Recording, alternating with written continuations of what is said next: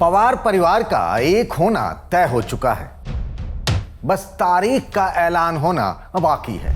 सुप्रिया सुले दिल्ली और अजित पवार मुंबई देखेंगे। शरद पवार भी इस नए फॉर्मूले पर तैयार हो गए हैं, लेकिन वे तैयार हुए कैसे? बीजेपी और गौतम अडानी का पर्दे के पीछे से क्या रोल रहा? बात बन तो गई है, लेकिन सुप्रिया सुले ने बस एक कौन सा पेंच फंसा रखा है? राजधानी में आज इसी की बात। नमस्कार, मैं हूं पंकज झा।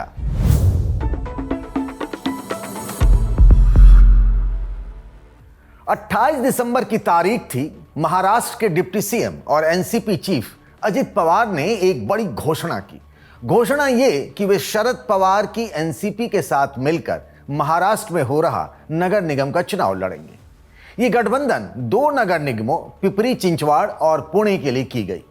15 जनवरी यानी गुरुवार को इन जगहों पर चुनाव है। गठबंधन का ऐलान करते हुए अजित ने कहा कि इसकी वजह से परिवार एक साथ आएगा।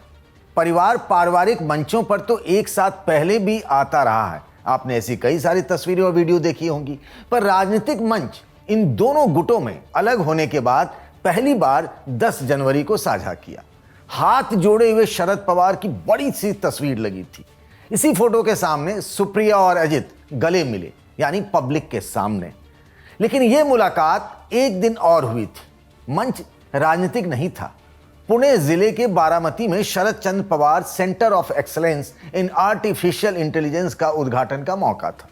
इस सेंटर को अडानी ग्रुप ने फंड किया है। गौर करिएगा, अडानी ग्रुप ने फंड किया है।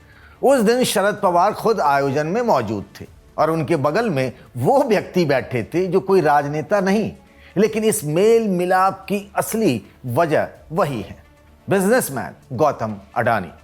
शरद पवार के दोस्त गौतम भाई सुप्रिया के गार्जियन हैं। गौतम भाई, प्रीति भाभी, आप दोनों का बारामती में फिर एक बार मैं तहे दिल से स्वागत करती हूँ।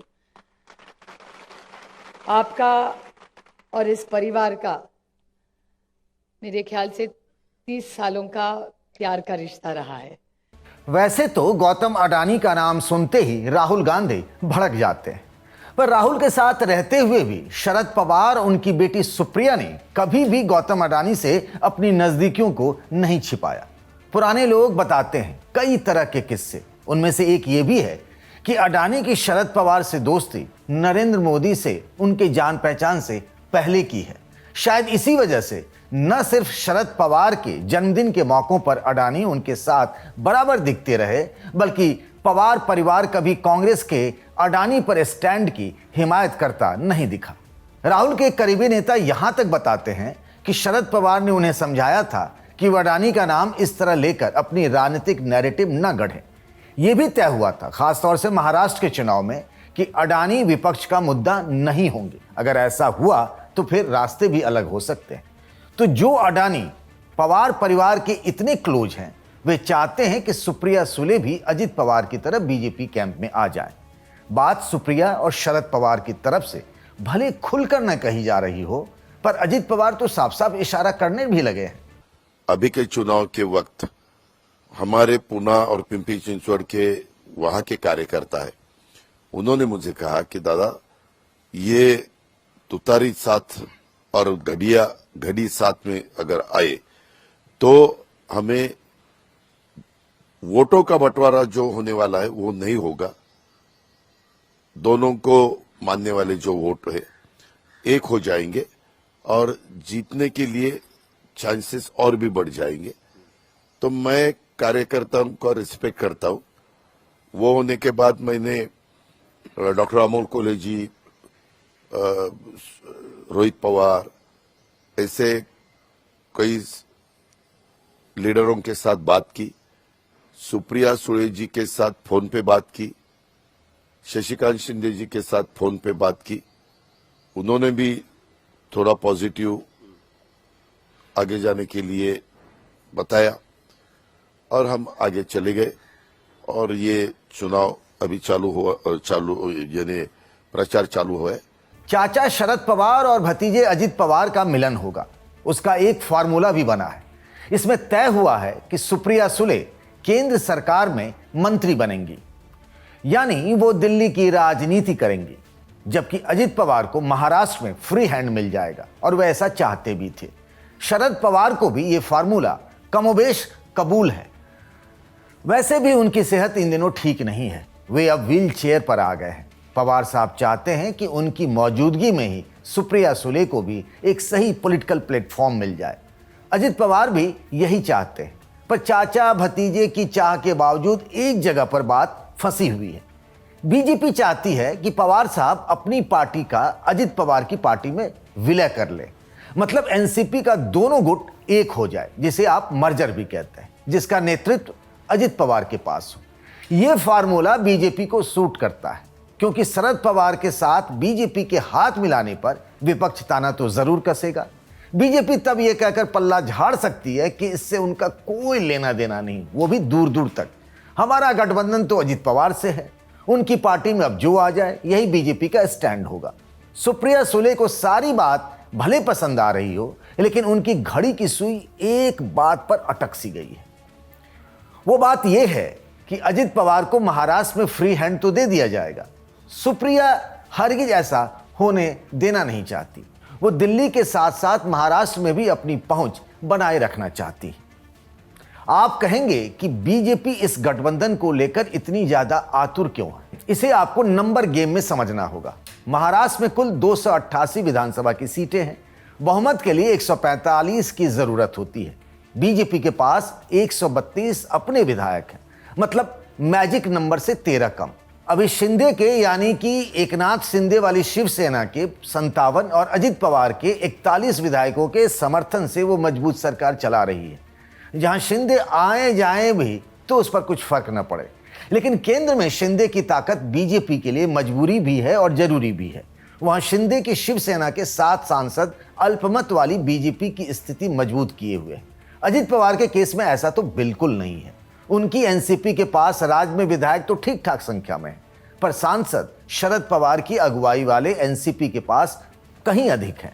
पिछले लोकसभा चुनाव में शरद पवार की एनसीपी से 9 सांसद चुने गए थे, जबकि अजित पवार की पार्टी के सिर्फ एक ही सांसद जीते। इस तरह अजित शरद पवार के साथ आने पर राज्य में भी बीजेपी का नंबर गेम बना रहेगा और केंद्र में भी वो मजबूत स्थिति में बनी रहेगी। महाराष्ट्र के सीएम देवेंद्र फडणवीस का भी एक तीसरा एंगल है। वो भी गुड न्यूज का बेसब्री से इंतजार कर रहे हैं। गुड न्यूज मतलब पवार की पार्टी और परिवार का मिलन। अब ये बात तो किसी से छिपी नहीं कि डिप्टी सीएम एकनाथ शिंदे से उनके कैसे रिश्ते हैं। हाल ही में लोकल बॉडी के चुनाव में सीटों के बंटवारे को लेकर दोनों में खूब ठन गई थी। मामला आखिरकार अमित शाह तक पहुंचा, फिर जाकर कुछ बात बनी। ये सब बताने का मतलब ये है कि मुंबई से लेकर दिल्ली तक बीजेपी की लीडरशिप पवार परिवार की एकजुटता के बहाने कई निशाने एक साथ साधने में जुटी हुई है। वैसे भी अजित पवार तो कह ही चुके हैं कि अगर शिंदे से पहले ही उन्हें ये सीएम वाला ऑफर मिला होता तो बीजेपी को इतनी माथापच्ची करने की जरूरत ही नहीं पड़ती और फिर 2 पार्टियों के गठबंधन की ही सरकार होती। अजित पवार और शिंदे एक ही पद पर है। रिश्ते कैसे होंगे ये बताने की जरूरत तो है नहीं। बीजेपी अजित और शरद पवार की जरूरत से जो उनके लिए गुड न्यूज निकलेगी वो शिंदे के लिए बैड न्यूज हो सकती है। पर सिर्फ शिंदे के लिए ही नहीं, इंडिया गठबंधन जिसकी एक मजबूत पिलर शरद पवार खुद हैं और कई मामलों में क्राइसिस मैनेजर भी, उनकी गैर मौजूदगी में अलायंस क्या करवट लेगा बताइएगा। आपको जो समझ में आ रहा हो कमेंट बॉक्स में। अब बात इंडिया गठबंधन की ही हो रही है तो कांग्रेस के सीनियर लीडर दिग्विजय सिंह का जिक्र कर लेते हैं। दिग्विजय सिंह ने राज्यसभा का चुनाव न लड़ने का फैसला किया है। उनका कार्यकाल 3 महीने बाद 9 अप्रैल को खत्म हो रहा है। एमपी के सीएम रहे दिग्विजय दूसरी बार के राज्यसभा सांसद हैं। पिछले महीने उन्होंने कांग्रेस वर्किंग कमेटी की बैठक में दिन ब दिन कमजोर हो रही संगठन का मुद्दा बड़े जोर शोर से उठाया था। उससे पहले सोशल मीडिया में उन्होंने लालकृष्ण आडवाणी और नरेंद्र मोदी का करीब 30 बरस पुराना एक फोटो शेयर किया था। फोटो में आडवाणी कुर्सी पर और मोदी नीचे जमीन पर बैठे दिखे। इस पोस्ट के बहाने दिग्विजय ने बताया था कि संगठन ही सर्वोपरि है। तब बहुत हाय तौबा मची थी। तब कहा गया था कि राज्यसभा के टिकट के लिए दिग्विजय ये सब कर रहे हैं। लेकिन उन्होंने तो अब दूसरा ही दांव चल दिया है। दांव ये कि मुझे सीट उठ कुछ नहीं चाहिए, आप संगठन बेहतर करके दिखाइए। जो सिंह ने कहा नहीं वो ये है कि वो प्रियंका गांधी को कांग्रेस में एक नए रोल में देखना चाहते हैं।